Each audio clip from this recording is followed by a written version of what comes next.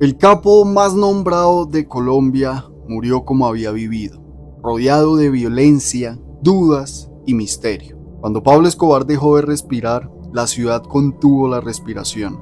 El cuerpo del hombre más buscado del mundo tuvo que ser tratado, preparado y enterrado. Y detrás de esa tarea estuvieron personas anónimas, un tanatólogo, los empleados de una funeraria, trabajadores del cementerio. Esta es la historia del hombre que preparó y enterró a Pablo Escobar y el segundo capítulo de esta miniserie, Detrás de los personajes.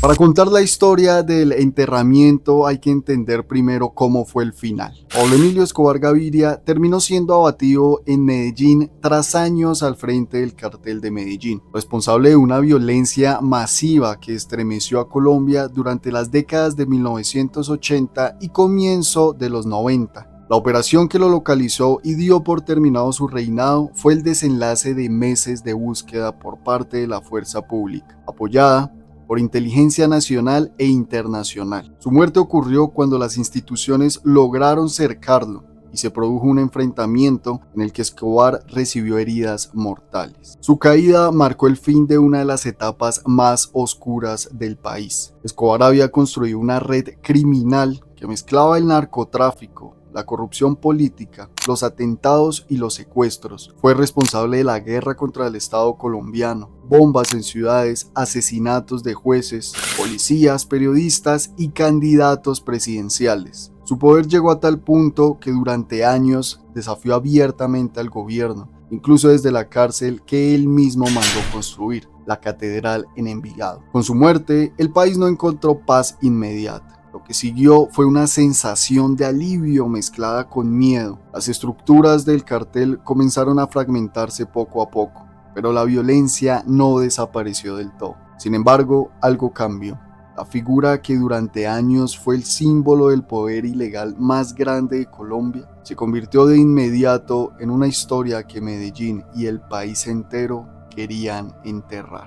La noticia se difundió casi de inmediato. Escobar había sido abatido en un operativo policial. La magnitud del personaje, considerado por décadas el narcotraficante más buscado del planeta, hacía que incluso sus restos fueran un foco de tensión. En las horas siguientes se vivieron escenas inusuales. La casa donde cayó fue acordonada por autoridades, agentes de inteligencia revisaban evidencias y la familia atónita comenzó a gestionar los trámites funerarios. Reportes contemporáneos describen cómo la ciudad se polarizó entre quienes celebraban y quienes lloraban. La naturaleza de su deceso, si fue disparo policial o suicidio, alimentó debates y versiones, pero el hecho concreto, aceptado y reportado por fuentes serias, es su muerte en un enfrentamiento el 2 de diciembre de 1993. Las fotografías de su cuerpo tendido sobre un tejado de Medellín dieron la vuelta al mundo. Eran la prueba visual del fin de una era. Los medios internacionales registraron con detalle las imágenes del cadáver de Escobar, acompañado por los agentes del bloque de búsqueda que lo habían rastreado por años. Aquellas fotos se convirtieron en uno de los documentos más reproducidos de la historia reciente de Colombia y marcaron el cierre definitivo del capo más poderoso del narcotráfico colombiano. Mientras tanto, en la morgue de Medellín, el cuerpo de Escobar era sometido a la autopsia, ordenada por las autoridades. El informe forense, citado por medios nacionales, confirmó heridas de bala en cabeza, pierna y torso. Una de ellas, la del cráneo, fue señalada como la mortal. En paralelo, la familia del narcotraficante exigía que se respetara el cuerpo y que se le permitiera un entierro digno. En medio de la tensión, el Estado permitió que los restos fueran entregados a su madre, doña Hermilda Gaviria, quien tomó la decisión de sepultarlo en el cementerio Jardines Montesacro en Itagüí, municipio donde Escobar había nacido y donde todavía residían muchos de sus allegados. Esa misma noche, Medellín se mantuvo en una mezcla de silencio y expectación. Las calles estaban llenas de policías y periodistas, y en distintos sectores se escuchaban fuegos artificiales, disparos al aire y bocinas. Era un contraste absoluto. El festejo de algunos significaba el duelo de otros. Las primeras horas tras su muerte fueron el reflejo de lo que Escobar representó para Colombia, una figura contradictoria entre el miedo y la devoción, entre el criminal y el benefactor que muchos en los barrios más pobres recordaban como un patrón que alguna vez les dio techo o comida. Cuando un cuerpo famoso debe ser puesto en orden para el entierro, entran en juego profesionales que raramente aparecen en las noticias: tanatólogos, empleados de funerarias y personal forense. En el caso de Pablo Escobar, la familia había contratado un servicio funerario. Era una práctica habitual en familias con planes de prevención. La funeraria a la que acudieron entró en contacto con un tanatólogo conocido, Omar Albeiro Carmona Ospina. El nombre aparece consistentemente en entrevistas y crónicas, pues Carmona fue el profesional que por encargo de la familia, según sus declaraciones, intervino en la preparación del cuerpo para el funeral y el traslado al cementerio. Sus testimonios años después se convirtieron en una fuente directa sobre lo ocurrido en la sala donde reposó el cuerpo. Lo que cuentan los reportes y lo que él mismo narró en entrevistas tiene un valor único. Carmona relató la tensión que vivió. Había policías, agentes extranjeros, miembros de la familia y la sensación de que incluso muerto, Escobar seguía siendo una amenaza. Dijo que el encargo lo recibió porque la funeraria tenía contrato con la familia y que su labor fue preparar el cuerpo, dejarlo presentable para la despedida y entregarlo según indicaciones familiares. En sus declaraciones posteriores a la prensa explicó que el cuerpo no llevaba joyas ni lujos, decisión de la familia, y que desde su lugar dudaba sobre la mecánica exacta de la muerte. Él describió heridas compatibles con disparos y planteó preguntas sobre si fue suicidio o no, sin pretender una conclusión forense que no le correspondía. Carmona contó también que su labor duró varias horas, no solo por la complejidad técnica del procedimiento, sino por la presión que había alrededor del caso. Había cámaras, escoltas y periodistas apostados en las calles cercanas a la funeraria. En un país aún convulsionando por el poder del narcotráfico, preparar el cuerpo del hombre más temido de Colombia era una tarea que implicaba riesgos. Según su testimonio, incluso recibió llamadas anónimas en las que le advertían que tuviera cuidado con lo que decía o hacía. Era consciente de que cualquier detalle mal interpretado podía costarle la vida. En entrevistas posteriores, Carmona reflexionó sobre lo que significó aquel día.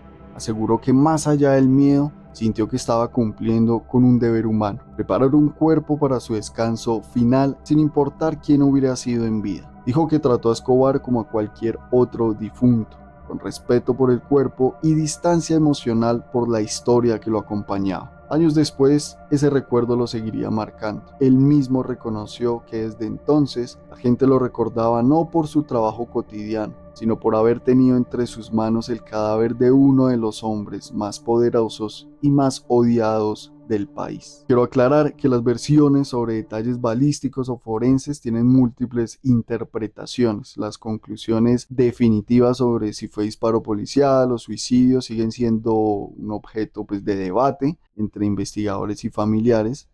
Para este guión solo consignamos o solo decimos lo que los testigos dijeron en su momento y lo reportaron en diferentes medios de comunicación en Colombia. Omar Carmona ha contado en varias entrevistas, programas televisivos y crónicas cómo fueron sus horas con el cuerpo, que le impresionó la sensación de que incluso muerto Escobar era una amenaza y que hubo medidas extraordinarias de seguridad y tensión en la funeraria por miedo a secuestros del cuerpo o ataques.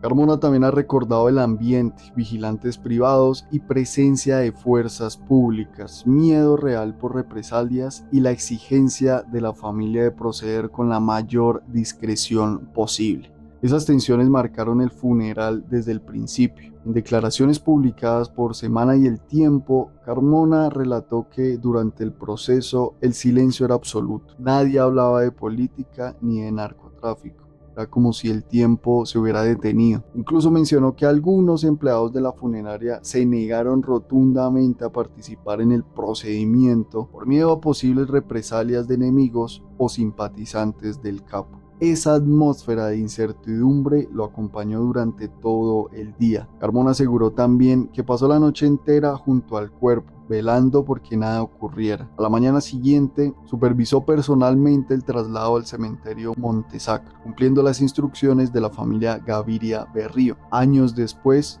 Confesaría que desde ese momento su vida cambió por completo. La prensa lo buscaba constantemente, algunos lo veían con curiosidad y otros con desconfianza.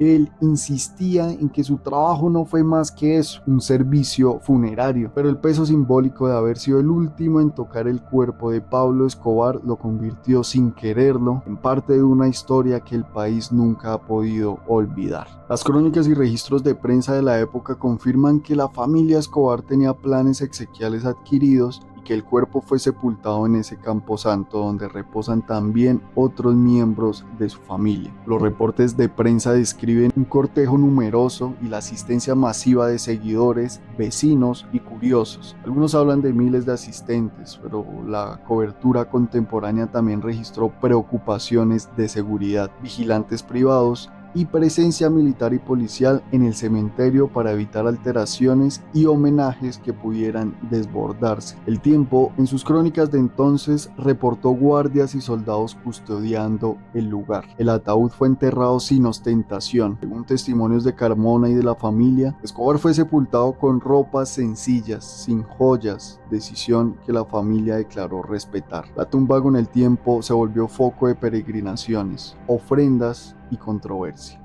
Tras el entierro, la tumba de Escobar pasó a ser un lugar peculiar. Algunos lo visitaban para dejar flores en memoria familiar, otros por nostalgia o admiración, y otros por curiosidad turística o incluso para pedir favores al difunto. En el cementerio trabajaban guardas, jardineros y cuidadores que día a día atienden el lugar. Ese contacto directo con la tumba convirtió a algunos empleados en figuras reconocidas localmente. Otros vivieron amenazas y presiones por la fama del sitio. Versiones y crónicas cuentan que los primeros años post-entierro hubo amenazas sobre la posibilidad de profanación o de que grupos armados intentaran usar el funeral como tribuna. Por esto que la familia y las autoridades tomaron medidas de seguridad estrictas en los primeros días y semanas. Testimonios periodísticos de la época repiten la existencia de custodias temporales y controles. Estas precauciones respondían a un contexto real. La violencia política y parapolicial permanecía alta y el vacío de poder dejaba espacios para venganzas o gestos visibles. Con el paso de los años, el cementerio se transformó en una especie de punto de peregrinación involuntaria. Algunos visitantes llegan desde el extranjero atraídos por la historia del narcotráfico o por el morbo mediático. Otros simplemente quieren ver con sus propios ojos el lugar donde descansa uno de los personajes más controvertidos del siglo XX en América Latina. Los cuidadores acostumbrados a este flujo constante de gente hablan de turistas que dejan billetes doblados, cadenas, velas o cartas pidiendo protección. Esa mezcla entre turismo, superstición y memoria convierte el lugar en un reflejo del país entre la condena y la fascinación. Sin embargo, no todos los trabajadores del cementerio ven la tumba con el mismo significado. Algunos han expresado cansancio o incomodidad por la forma en que se romantiza la figura de Escobar, mientras otros reconocen que su presencia atrae visitantes y genera ingresos que benefician al Camposanto. Esta ambivalencia entre el rechazo moral y la utilidad práctica mantiene viva la discusión sobre cómo recordar al capo, como un símbolo de violencia y destrucción o como parte innegable de la historia nacional. Lo cierto es que 3 décadas después, su tumba sigue siendo uno de los sitios más visitados de Medellín.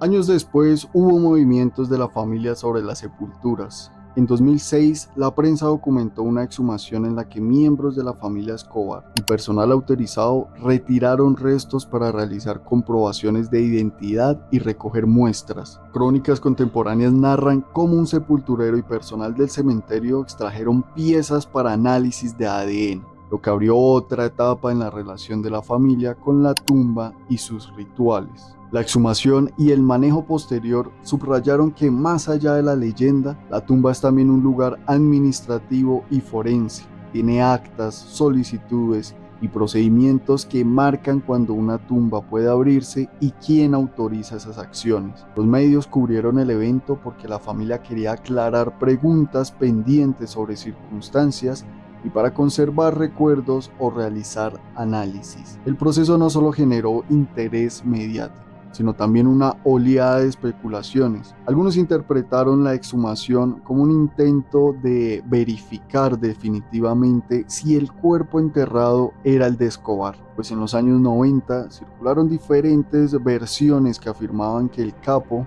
había fingido su muerte. Aunque los resultados confirmaron oficialmente la identidad, la noticia reavivó viejas teorías y mantuvo vivo el mito que rodea su figura. La familia, por su parte, insistió en que el procedimiento fue estrictamente técnico y motivado por razones legales y de memoria familiar. Con el paso del tiempo, la exhumación se transformó con otro capítulo dentro del largo proceso de reinterpretar la historia de Pablo Escobar. Para algunos fue un acto de cierre, para otros una muestra de cómo la figura del capo sigue desafiando incluso a la muerte. Los reportes de prensa y las declaraciones de la familia mostraron respeto y discreción durante el procedimiento, pero también dejaron claro que a pesar del silencio oficial, el eco de su nombre continúa generando atención, que algo se mueve alrededor de su tumba. Con el paso de los años, la tumba se volvió parte del paisaje turístico polémico de Medellín. Guías y recorridos narran la vida y muerte de Escobar. Y uno de los puntos que muchos visitantes piden ver es su tumba en Jardines Montesacro. Medios y plataformas como Atlas Obscura o crónicas de periódicos han documentado cómo el sitio, a pesar de su sencillez, atrae curiosidad constante. Algunos trabajadores del cementerio se convirtieron en personajes locales que cuentan historias a los visitantes, y la presencia de turistas generó debates sobre la ética del narcoturismo. Periodistas han relatado escenas contradictorias: peregrinos que rezan genuinamente, curiosos que toman fotos y algunos que incluso realizan rituales. Algunos cuidadores han señalado que mantienen la tumba por respeto a la familia y a las normas del cementerio. Otros han dicho que reciben invitaciones incómodas de visitantes sorprendidos. En una palabra, la tumba sigue generando tensión social y recuerdos difíciles.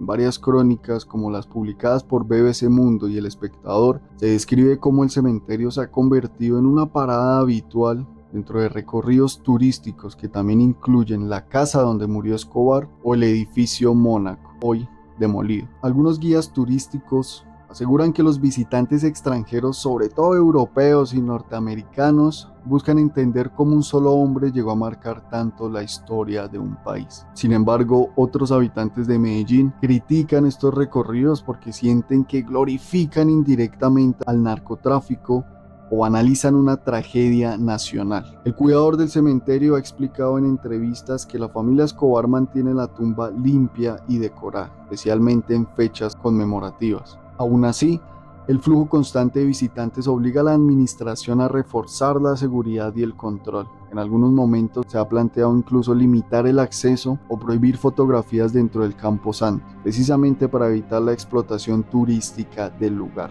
Las autoridades locales y los administradores del cementerio coinciden en que la tumba, aunque sencilla, se transformó en un símbolo de la tensión entre memoria y morbo. Hoy, Montesacro es testigo de una contradicción: un sitio de descanso convertido en espacio de debate cultural. Hay quienes lo visitan con respeto, buscando entender la historia reciente del país, y quienes lo hacen por simple curiosidad o fascinación mediática. Esa dualidad mantiene viva la discusión sobre cómo recordar y cómo no repetir una de las épocas más oscuras del país. Detrás de la grandilocuencia de los capos están las tareas íntimas y necesarias. Alguien debe preparar un cuerpo, alguien debe reservar un lote en un cementerio, alguien debe cavar y alguien debe velar la tierra. En el caso de Pablo Escobar, esas manos fueron las de un tanatólogo que aceptó un encargo difícil, fueron las manos de empleados de una funeraria, fueron trabajadores del Jardín Montesacro que por décadas han visto cómo la memoria popular transforma una tumba en un altar, en un museo o en un objeto de culto. La muerte de Escobar no solo cerró una vida, abrió un lugar en la ciudad donde se concentran preguntas: ¿cómo trata una sociedad sus monstruos después de muertos? ¿O qué hace el reconocimiento público con la memoria de las víctimas? El hombre que enterró a Pablo Escobar quizá no quería aparecer en la historia. Sin embargo, al tocar lo último que le quedaba al capo, su cuerpo, ayudó a escribir una página más sobre cómo Colombia recuerda y olvida, y eso también merece que lo contemos con verdad. Así que espero les haya gustado mucho este segundo capítulo de esta miniserie detrás de los personajes. Recuerden que son miniseries que voy haciendo con diferentes temáticas de Colombia. Ya tuvimos la primera miniserie que fue Secretos de Colombia, la pueden encontrar en mi canal, y actualmente estamos con esta que es detrás de los personajes. Así que espero les haya gustado mucho el video. Si fue así, pues no olviden seguirme en todas mis redes sociales y lo más importante, suscribirse, darle like, comentar, compartir, y para que nos sigamos viendo en este guapetón canal y sigamos subiendo diferente contenido variadito, resaltando siempre que es importante conocer nuestra historia. Nos vemos en una próxima oportunidad.